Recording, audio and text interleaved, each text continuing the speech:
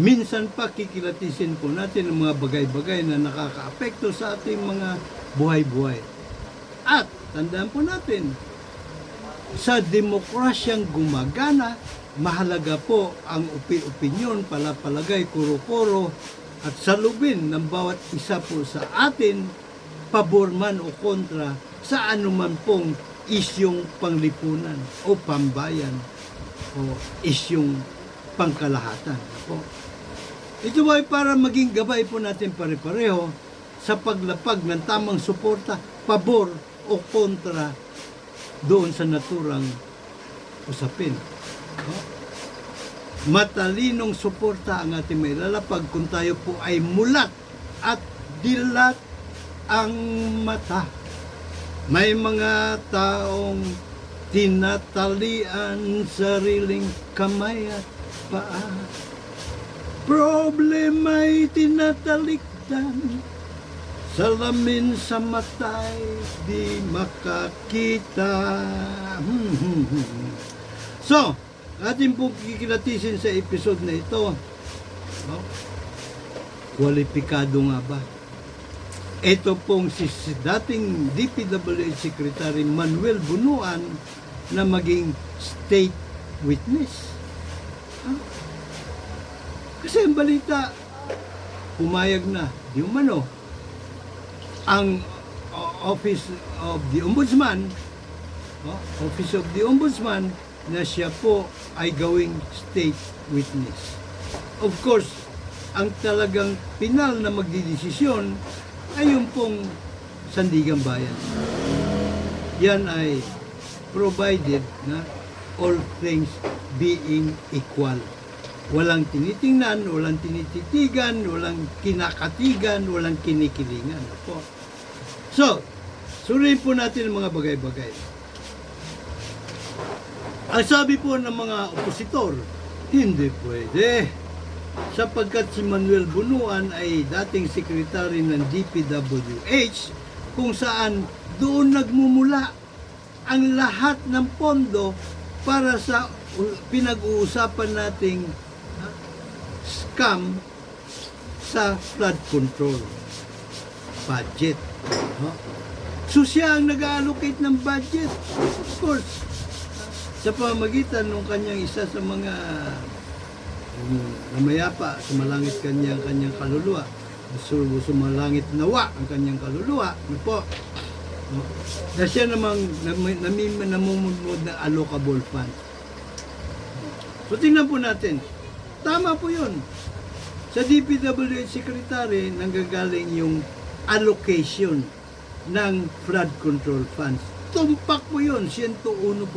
Pero teka muna. Pag yung secretary ba, nilista niya sa kanyang listahan. Itong si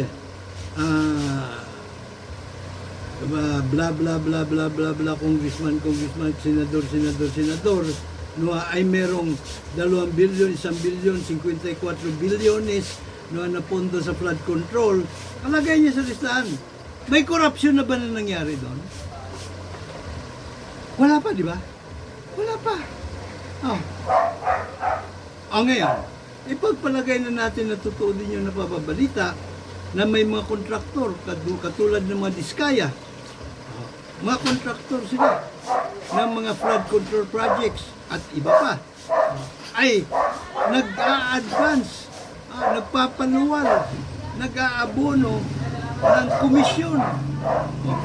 Etong si congressman ganito, nagsabi na sa kanya, may cash sunduan na sila.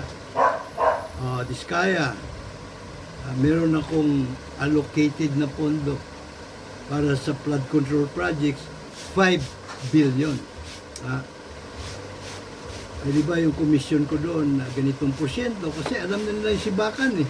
Para kay ganito, ilang porsyento, para ito, para kay congressman, ilang porsyento. Di ba, i-advance mo na. Dahil kakandidato ako, kailangan kong mangampanya, kailangan kong mamudmud ng ayuda. O kailangan kong utuin ang maaking mga botante. Paluwal naman itong kontraktor. Paluwal. Pilagay mo na sa 5 billion, palagay mo na. 1 billion out of 5 billion na mapupunta sa kanya sa kongresista at senador o senador. O ito, 1 billion. O ikaw naman, 1 billion. Dahil pera, ha? So, ang tanong, dahil ba sa advance na ibinigay ng kontraktor ang komisyon ng senatong at congressman, may nangyari ng korupsyon? Wala pa. Ano po? Wala pa. Okay. Pagdating naman dito sa Speaker of the House, Martin Romualdez, at Senate President Chis Escudero, sila po ay naningit. Nag-insert ng mga flood control budget, flood control funds budget. Lagay mo na, 100 billion o 200 billion, nagsingit dun sa budget. Hindi po napag-usapan yon dun sa Kamara, sa plenaryo, at sa plenaryo ng Senado, pero sa Bicameral Committee Conference, doon po na isiningit. May korupsyon na ba na naganap? Wala pa. Wala pa po. Hindi po ba? Saan ngayon nagaganap ang korupsyon? Pagka po, aprobado na yung pondo, palagay mo na, inaproba na ng Pangulo yung pondo. Bago pa tayo mapunta kung saan naganap yung korupsyon. Naproba ng Pangulo ang pondo. General Appropriation Act of 2025. Kasi yun daw yung pinakamalupit, no? Na corruptible funds, no? Na nakaukit doon. Naproba niya na. May korupsyon na ba na naganap? Wala pa. Wala pa pong korupsyon na naganap sa pag-aproba ng Pangulo sa pambansang budget. Yun po ay kanyang ministerial authority o function, mandate na po ang pagpirma. Katulad din ng paningit ng mga kongresista o ng Speaker of the House and Senate President sa BICAM, matatawag din po yun ministerial lamang po. So wala pa pong korupsyon na naganap. Saan ngayon naganap yung korupsyon? Eto na. Handa na po, primado na yung budget, sa madaling sabi, pwede nang i-dispatsa.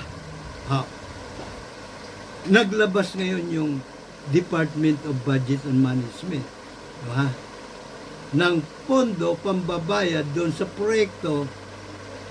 Tapos na o hindi pa, dapat tapos na di ba? O kaya, yan progress billing yan So, ba, palagay mo na, dito sa flood control sa Mikawayan, Bulacan, diba? May 5 million na allocated dito sa mayor. Palagay lang natin yun, And then yung mayor, siyempre, may nakausap siyang kontraktor. Ngayon, siyempre, batay doon sa ating previous na halimbawa, bago pa i-bid, no? Isa lang sa bidding yung proyekto, alam na kung sino man nanalo. Kasi yung kontraktor nga, nagpaluwal na nag-abono na advance ang komisyon ng mga kawatan. Diba? So siya na yung mananalo. The moment na naglabas ng pondo, ito pong DBM, para doon sa kontraktor, doon na may korupsyon. Kasi lumabas na sa kabambayan yung pondo Sa pag-appropriate, sa insertion, sa approval, wala pa pong pondo na lumabas. The moment na may lumabas na ng pondo, binayad sa kontraktor, doon na may korupsyon. Kung halimbawa ang proyekto ay multong proyekto o kaya yung proyekto ay dispalinghado, substandard, tinipid sa materyales sa lahat-lahat na para lalong kumita sila. Doon na may korupsyon. So sino po ang principal kurakot? Sino po ang most guilty? Siyempre yung kontraktor. Siya tumanggap ng pera ng gobyerno Di ba?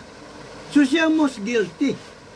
Pero, pasubali may pero yan Maliban na lamang kung yung kontraktor maipaliwanag niya, lalo't na ebidensya siya na kaya niya nagawa yon dahil may mas mataas sa kanya na pag hindi niya sinunod yung kanilang kasunduan, hindi mapupunta sa kanya yung kontrata. At sino ang posibleng kausap niya? Abay, kung yung politiko ay may direct contact sa Malacanang, kayang iparelease ang pondo, siyempre, yung politiko, yung congressman o yung senatong, no, ang most guilty kaysa doon sa kontratista, sa kontraktor. No po? May pero pa rin yun. No? Halimbawa, etong mga nakakuha ng pondo na mga congressman o senatong, sasabihin nila, ay ito'y binigay lang sa akin to no? Ng speaker o ng Senate President. Dahil wala akong kakayanan na magpa-release ng pondo dahil hindi ako kaalyado ng administrasyon. So kailangan niyan dumaan sa mga padrino, di ba? Sa mga dealer, o sa mga fixer. Sino naman ang magiging fixer noon? Malamang yung Senate President at yung Speaker of the House. Di ba? So yung congressman at senatong na walang direktang contact sa administrasyon, dadaan sa mga fixer at either yung Senate President o yung House Speaker. Meaning, yung pong pinaka kumbaga guilty ay yung Senate President o yung Speaker. Tama? Sila yung most guilty. So, pwedeng yung congressman na yon at senatong ay maging state witness. So, pagdating naman sa Speaker, the buck stops there. Di po At sa Senate President, di rin po. Sapagkat pwede po sabihin nilang dalawa, ng Senate President at ng Speaker, teka muna, hindi ako ang most guilty rito sapagkat ako ay sumunod lang sa utos ng mas mataas sa akin. Sino yung mas mataas sa kanila? Yung pong may kakayahang magpa-release ng pondo sa Department of Budget and Management. Yun po ang most guilty. Yung Department of Budget Management Secretary ba most guilty? Hindi po. Dahil po yung Secretary ng Department of Budget Management wala din po siyang otoridad na solo lang niyang aprobahan ang pag-release ng pondo ng mga corruptible funds. Sino may ganong kakayahan? Siyempre, unang-una po riyan, Presidente. Siya po may obligasyon na magpa-release ng pondo. Maliban na lamang kung binigyan niya ng blanket authority, yung kanyang executive secretary.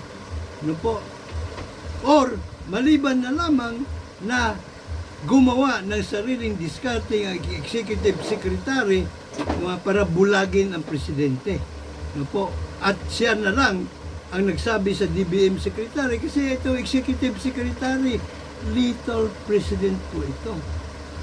Ang salita po nito ay salita ng Pangulo.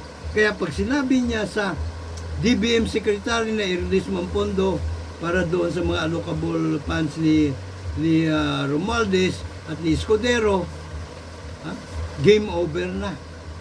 Pero siyempre, kailangan niya rin na may mga kasabot siya riyan. Malamang na, kasi kung solo lang niyang kakanain yun, delikado din ang kanyang, di ba? Ang kanyang kalagayan. Malalagay siya sa balag ng alanganin.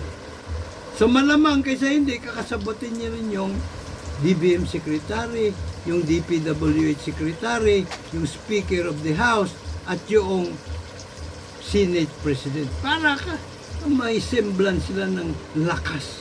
Diba? Para lalong lalakas ang kanilang loob. Di ba? Ngayon, although ang number one talaga na most guilty ay yung Presidente, posible posible na binulag nila ang presidente na sa issue ng flood control na kinaharap po natin ngayon. Bakit po kamo? Bakit po kamo? Abay, hindi ba last year sa zona ni Pangulo kanyang naibulyaw o binulyawan niya ang mga congressman at mga senatong? Mahiya naman kayo! Diba? Mahiya naman kayo! So, sentido ko mo naman po, gagawin ba ng presidente yon kung malalagay sa balag ng alanganin pati ang kanya sarili? Malamang hindi. So, malamang sa malamang, may nagsabuatan. Hindi rin pwedeng gawing solo lang ito niyan ni Lucas Bersamin, ng Executive Secretary. So para sa akin, ang mas malamang, may mga kasabwat siya, mga sikwatari din. Yun na ngayon. DBM, DPWH, yun yung mga pangunahin dyan. Siyempre yung finance pa pala. Secretary of Finance, para wala nang aangal sa kanila. At siyempre yung Senate President at yung Speaker of the House. Malamang sa malamang, yun po ang mga nagsabwatan.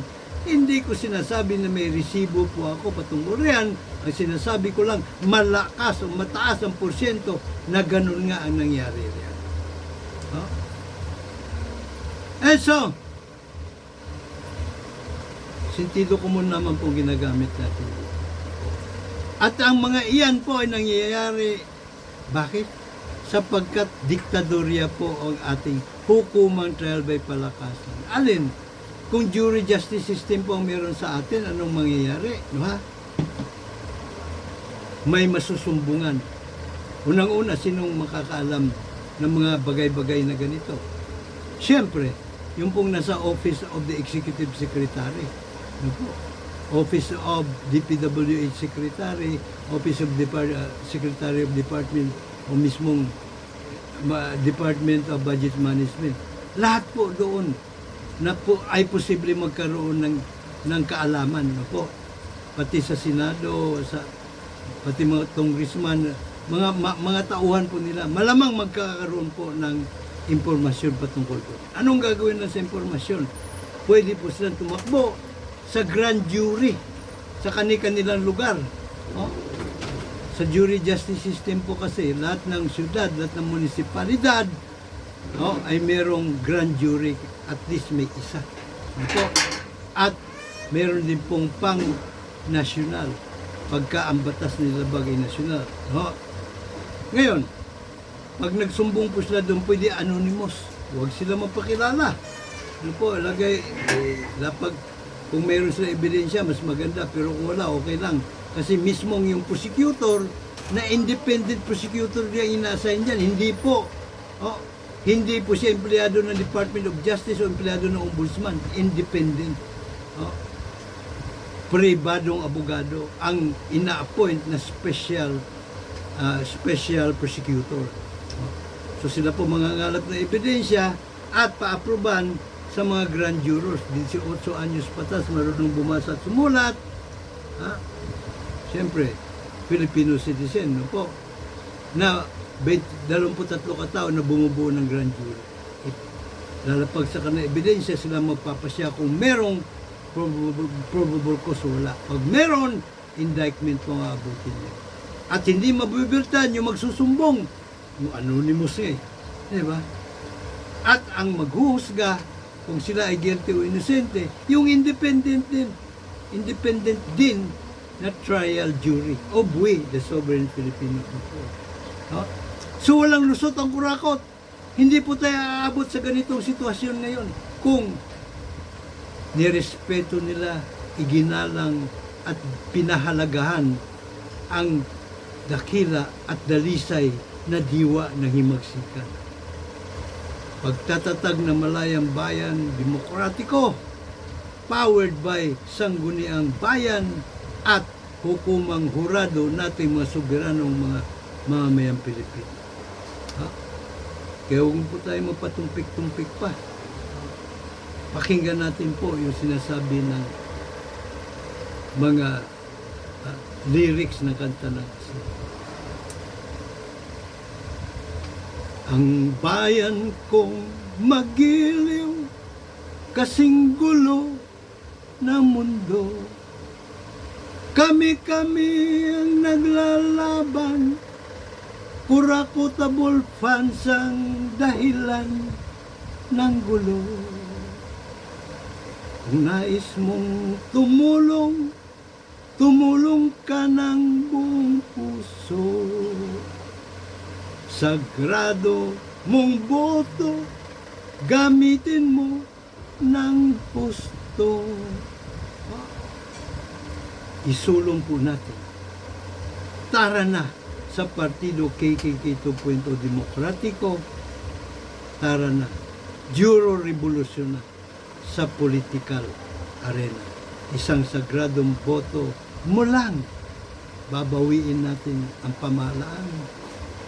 Buong pamahalaan sa mga kurakot, sa mga abusado, sa mga traidor, sa mga land grabbers.